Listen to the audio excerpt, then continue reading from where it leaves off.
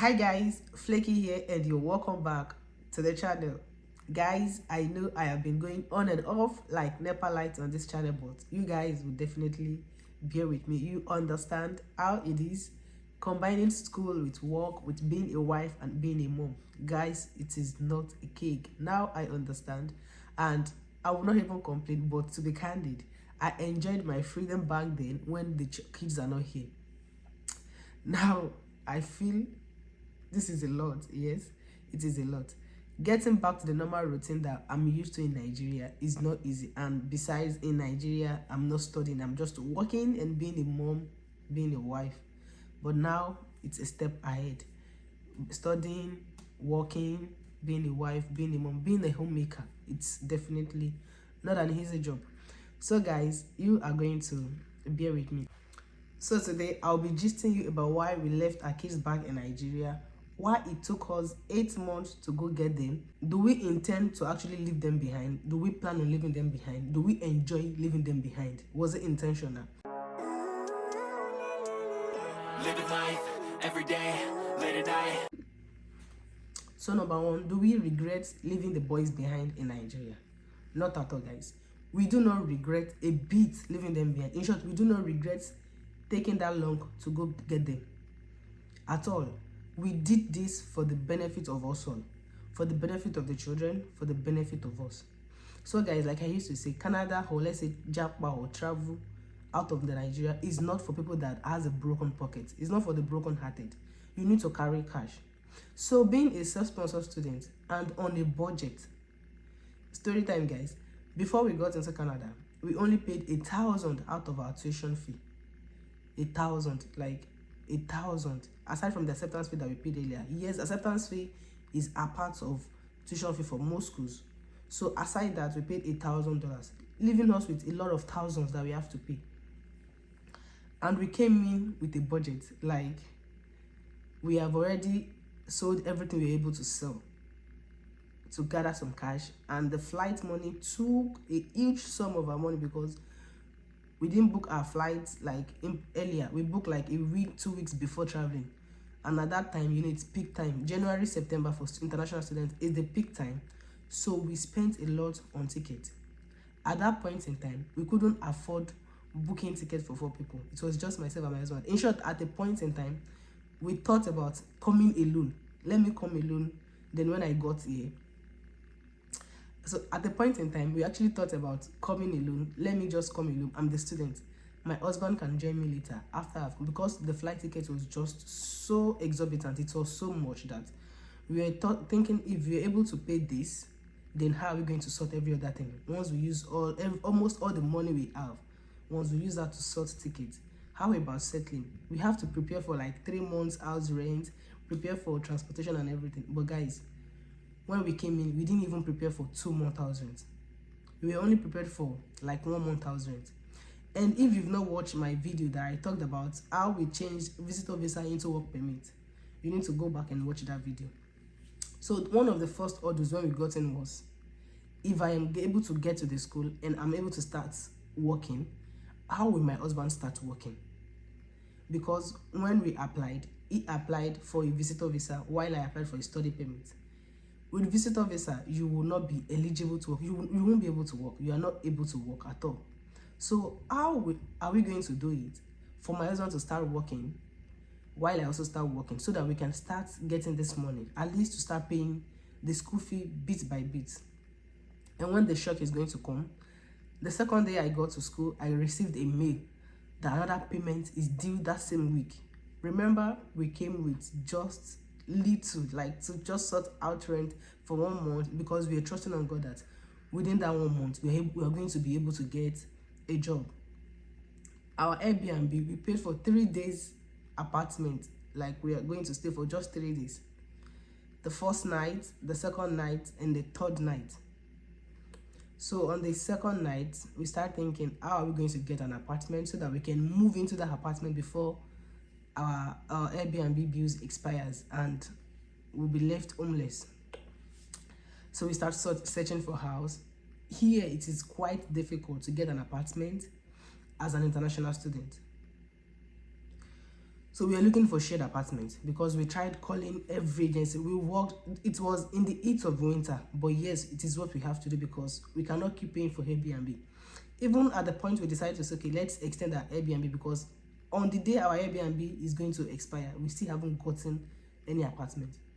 And we're like, are we going to be left on the street to just be walking about, or how are we going to do it? It's even in the cold weather. We can't even afford to stay outside for 30 minutes. It's not possible without walking, without being under a shed or something. So we started checking. We couldn't afford any self-owned apartments. Like, we cannot get an apartment on our own. So we were looking for shared apartments. Guys, it was tough because we had a budget. All the apartments we were able to get, we were saying we are not going to take couples, because international students looking for roommates, looking for housemates, they have a room, and at that point in time we cannot afford to get 2 rooms. That is why we are looking for a shared apartment. It was tough. We couldn't get any because most of them were saying we couldn't take couples. Some of them, they wanted to, but then the date, it's next month. It cannot be available until next month. It cannot be available until 2 months time. So people are actually putting out their house that will be available not in immediate time, in months to come, some in weeks to come. But this is an apartment that we need so urgently, like the same day. If we are able to get it the same day, in short, we need it that same day. So we are just walking about on the streets at a point there, because we don't want to pay on Airbnb again. Remember, I already searched on how to get work permits, and we already have at the back of our mind that we are going to go to the border to do a flag polling. So calculating how we have with us, we are able to pay for 1 month house rent, we are able to pay for bus pass for both of us, then the other money will be used to go do the flag polling. Thinking about Uber ride, we have to, because we are not right, we don't have a car, we don't have anybody that is going to take us around, and this is not even a 30 minutes drive, it is a long hour drive. So we have to put that into consideration. How much is it going to take us to the border? How much are we going to pay for the flag polling? You know, this is, in short, I cannot even lie, I'm just, whenever we remember this, myself and my husband, we were just thinking, God, in short, how would we have been? How would we be able to cope if this had not been the case? Because at that point, yes, we could have, okay, let's say just take 2 rooms apartment and start sleeping there, start living, at least we have a shed over us. But if we are using that money to get an Airbnb apartment, or we use it to get a normal apartment that we were able to pay for, like 1 room self-owned or 2 rooms self-owned, then we will not be able to get any money for flag polling.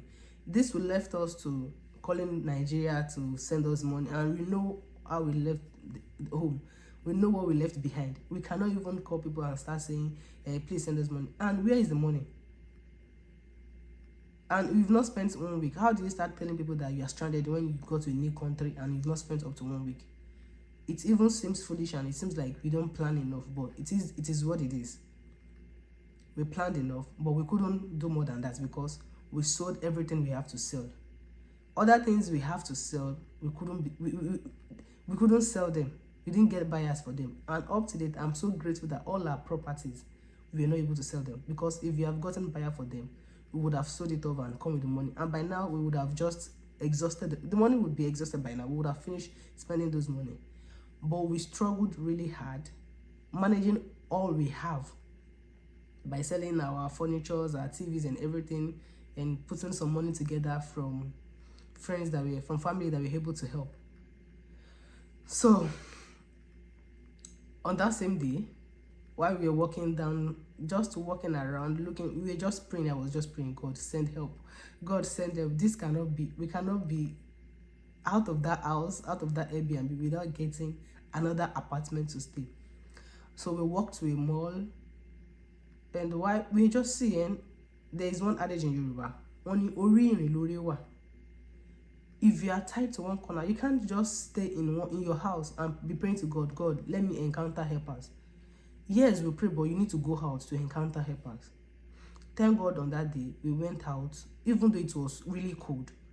We kit up, we went out. We got to that particular mall. That was the mall where we get our SIM card, that we used to start calling. At least we can give people our number. This is where you can reach us, because of course we can't give them our Nigerian numbers, even though it's the WhatsApp is still working on it. So we got to the mall on this particular the end. While we were just walking around, looking around, there were these two men that walked past us, and they were speaking Yoruba. That was the first time we heard somebody speak Yoruba. People that we've seen black people, then we'll grade them. They responded, it's either they are French, it's either they are from another country that we do not understand ourselves. Remember, this is a French province. So majority of the blacks we see here, Cameroon, Congo, majority of these African countries that speaks French, they are here. We have a lot. But before we could get people that speaks our own language, like normal English, Igbo, Yoruba. So the moment we heard this man speak Yoruba, my son was like, wow, these are our people. We quickly stopped them. We spoke to them. He talked to them about how to get work. He talked to them about apartment, that we need apartment. We are looking that we are going to get stranded that same day if we are not able to get an apartment. Lo and behold, these men were God sent. One of them have a contact of a man, of a Nigerian man, a Yoruba man, that has stayed here for over 20 years and already has so many connections. And guess what? This man, his shop, he has a shop, was actually close to our Airbnb, but we didn't know about it. We were just like walking all over the street, and he told us this man is going to open by 4. We should go to his shop, talk to him. He will definitely be able to fix something for us. He has people all over. So that was how we waited till 4. But remember, guys, before we got to that man, we don't want to just put all our eggs in one basket. So what we decided to do was, I had there's like a shelter, in that environment. So a guy we met, an Igbo guy we met, told us about that also. So we both went to that place, but it's mainly for like women owned. So I got in, I asked some few questions, I told them about my condition. Then they told us they usually help people to get accommodation. Remember, at this point, it's not as if we don't have money to get accommodation. No. We have money, but we need it that same day. It is like an emergency. And we are on budget. So even if you are going to get some accommodation on that same day, it was really extremely out of our budget that we could not afford to pay. So these ladies started checking for accommodation from that they help people that, they have links, so they can easily talk people like house owners into taking us into their apartment. She searched. None was available that day. The ones she even got for like 1 week, it was expensive. I was just like, wow. So at the point I told her, is there a place we can stay for at least this today and like maybe in 2 days or something? Then she gave me an option that this particular apartment is for like the residence is for female. Then they can look for another one for my husband that we have to sleep separately. Who cares? At this point, we just have to sleep somewhere. We don't, because even our Airbnb, we could have said, okay, let's pay for 1 more night or 2 more nights while we search for house. But the Airbnb is already booked. The apartment we are in is already booked, so we could not even get any. The ones we are getting after all were hotels, and it was crazy. If we decide to remove 2 nights from our money again, then we will be low on whatever else we have to use that money for. So I was actually skeptical about that residence. Then later on, I went back to the lady and I asked her, what are the implications of this? Remember, I'm an international student. If I should stay in this residence, what are the implications? Then she told me, I have to be candid with you. And I told her, it's not as if we cannot afford. We are not homeless. We are not actually totally stranded. But I'm trying to manage what we have. And remember, guys, coming as an international student, you already told them that you have enough money to sustain yourself. So this was what I was trying to avoid. So I asked the lady, what are the implications? She said, if we are to stay in that apartment, our names will be on file. Meaning, like, we got in like 3 days after, and we are already staying in people that are stranded apartment. We are already staying in homeless people apartment, which means we are not able to afford a home. So she told me our name will be on file, and the moment she said our name will be on file, because this place, see, even if they are giving you things for free, most of these things are being registered. They have documents, they have evidences, they have information, they have data. So I was just like, this would actually impact. It might not be an immediate thing. I might not feel the effects immediately. But what if on the long run, this thing, they opened it to me and it was like, When you're coming in, you told us you have proof of fund, you told us you have money to sustain yourself, you told us you have money to stay in Canada for 10 months, for 1 year, and on the third day, you already started sleeping in. So I just told this lady, okay, thank you for your help, and we won't be needing things anymore. I told my husband, it's even better to go and sleep outside than using this single act to destroy whatever we've started. We've not even started building. We are still laying the foundation. So I wouldn't use this to destroy it. So that was how we got out of that place, and we waited till 4 o'clock. Lo and behold, the miracle happens. See, hen, I don't know whatever anybody has to say, but me, I used to say, I am a testimony. My life has always been a testimony. So we got to this man. A lot of Nigerians are there on that night because people came there to hang out, because you know now you want to feel at home. See, and when you leave home, here it can really get boring, it can get tiring, because you go to work and come back home, life will just be so dull for you when you don't have your people around. So people hang out at this man's place because he has Nigerian products, he sells alcohol, he sells. So on that night, we got offered the rice for free, sweet offered the rice. On getting to this man, we told him our predicament. He asked us some questions. We told him everything. I'm an international student. My husband is there to get his work permit. Everything. We told him everything, and we need an apartment. That same night, we got an apartment. That same night, then one of them told us he has a friend that has an apartment in Lachine. He's living in 2-bedroom apartment, and he's staying all alone. So the other room, he usually uses for Airbnb occasionally, that he would talk to him and we could just go there and stay with him. He's also a Nigerian, he's a Yoruba. And that was how we got this room. We got a room that same night. Guys, this is why I said it was the best decision we ever made. Imagine we have our kids with us and we have to like walk all through in the snow, in the cold, looking for an apartment. It will not be possible. It will not be possible. And getting that apartment, if we are to be with our 2 kids, making it 4 people, who in his or her right sense will take us in, like 4 people inside the room. We are not able to get a room just because we were couples. Most people were saying they can't take 2 people. It's 1 room for 1 person. They don't want 2 people. So imagine we are 4. At the point, I was crying like, God, why? Because at the point I was like, I hope I will not be stranded. I hope I will not sleep outside in the cold. I hope I have not made a mistake. I hope so many thoughts were running through my mind. We could have just waited a bit too. We could have just borrowed more money. We could have done this. We could have done that too. So that day I was just like, thank God these children didn't come with us. We are 2 adults. We can survive. If we started crying, we hold ourselves. But what if the children were with us? We cannot even dare to go out. So we have to like pay by fire by thunder. Pay for another rent or get an Airbnb like instantly, which will impact whatever we have. Then we have to start calling Nigeria to start sending us money. And remember I said on the second day I got to the class, I learned that I have to pay another fee that same week. 2,005 Canadian dollar. Where do I get that from? I wanted to go crazy. I was just bothered, God, and I have just 5 days. The money came in, we got the money through some good people that God has used to place us. I cannot even thank God enough for this. God has blessed us even beyond our own understanding. We have people that we can actually call, but you know, you don't want to rely too much on people because we know how it is these days. And getting money out of people, like borrowing money, people are actually afraid to borrow some people money. But we have been blessed. We have really been blessed because within that 5 days, we have a deadline to pay my fee within 5 days. And we were able to get somebody to pay that money. Like, I used a card. I know she might actually get to watch this video later, but God bless her for me. I used a card to pay that fees, and I later paid back some months after.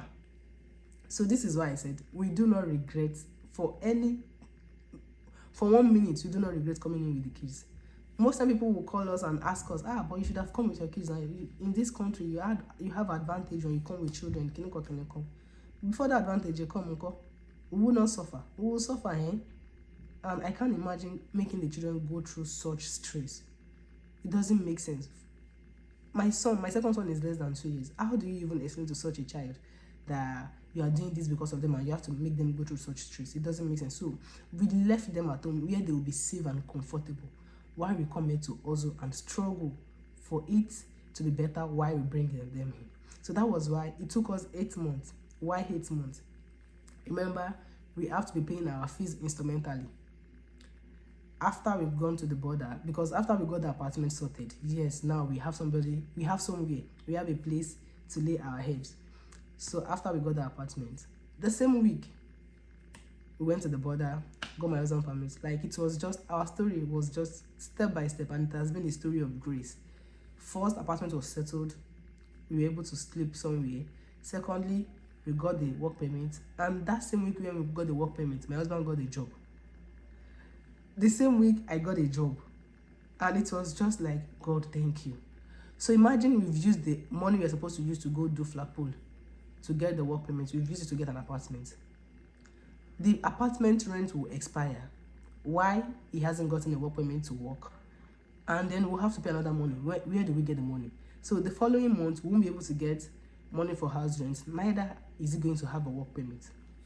So in this country also, things are to be taken, like, just follow it orderly, step by step. Don't jump any step, otherwise you might regret it. Don't jump any steps. So for this, we do not regret 1 minute for not bringing the children with us in the first instance. The second thing is, what kind of visa do they have? What kind of visa do they apply for? So if you've watched my video before and you've paid close attention to what I used to say in those videos, I do say that we applied for a visa all at a time. So before I came in, before we got in, we all have our visas. I have mine, my husband have his, and the children have theirs. So also, just like my husband, my children has the visitor visa. The 3 of them has visitor visa, and that was what they came in with. And don't forget, this is not UK. Unlike the UK, when you have a visa, it has an expiry date. You have to, there is a deadline when you have to get in. You have to come into UK. Canada do not have this. And this was one of the fears I had, and I had to, like, search internet too many times. Like, confirm, reconfirm, and even ask people, do Canada visitor visa get expired? How many months were they allowed to stay back in Nigeria before we have to bring them in? But thank God this is not UK, because if it was UK, then that visa would have just, because we could not afford to bring them in within 3 months. It's not possible. We have not even gotten settled. We have to get our own apartment first, where when they come in, they have their rooms, and we don't have to squat and just squeeze ourselves into one room. Thank God that Canada visa doesn't have such expiry date. So they can come in even if after 2 years, because they have 5 years visa. Even after 2 years, they can come in if we've not gotten to Nigeria, if we've not gone to Nigeria to get them. So thank God Canada visa doesn't have such expiry dates of entering or something. So we were able to go get them after 8 months, after we've seen that we've settled, like, our school fee has been paid to an extent that no more fees, apartment is sorted, they can come. We can now survive with them, even because now I have to reduce my hours of work. Even on break, I won't be able to work as much as I used to. Remember my last summer jobs, I told you guys about it. Now the children is here, next break I'm going to have, I won't be able to work that much. But because we've worked for it in the past, and now we are a bit settled, we're not permanently settled, right? But we are settled. At least now we can survive on our own without needing accommodation, without having to. Now we know the little things we have to do here. We know the nooks and crannies. We know how to get jobs. Now I don't even stay on a job. If I want to leave this job today, God has blessed me so much, I can get another job whenever I need it. So that was on the second part. They have visitor visa, and we do not need to apply again because they already got the visa before we came in. So the third question, the visitor visa, do they have to also flagpole? No. For kids up to secondary school level, they can use their visitor record to go to schools. Schools in Canada are free. Not entirely free, like you're not going to pay them. You're going to pay some fees like $200 for the whole session, for some equipment that they're going to use, for some instrument like their books, their things, the things they're going to use in school. You're not paying to school, like you're not paying the government, but you're paying for your child's materials. So that money is for their materials. And for the daycare, God, this country is blessed. Thank God for subsidized daycare.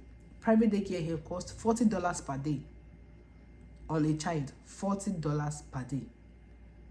And at first I was like, how do I even do that? That is like how many thousands in a month? Almost 1,000 in a month. The mother, how much am I earning in a month? Because I'm working part-time. So I have to like use all my money in a month to pay for daycare. But thank God there are subsidized daycare here. It has a process. You have to register online, and we got a subsidized daycare for $9 per day. So imagine having to pay $9 compared to paying $40. The distance is crazy. It's clear. So guys, we are happy for this. This is why we left our children in Nigeria for 8 good months. And this is my advice for anybody that is planning to travel out of their own country.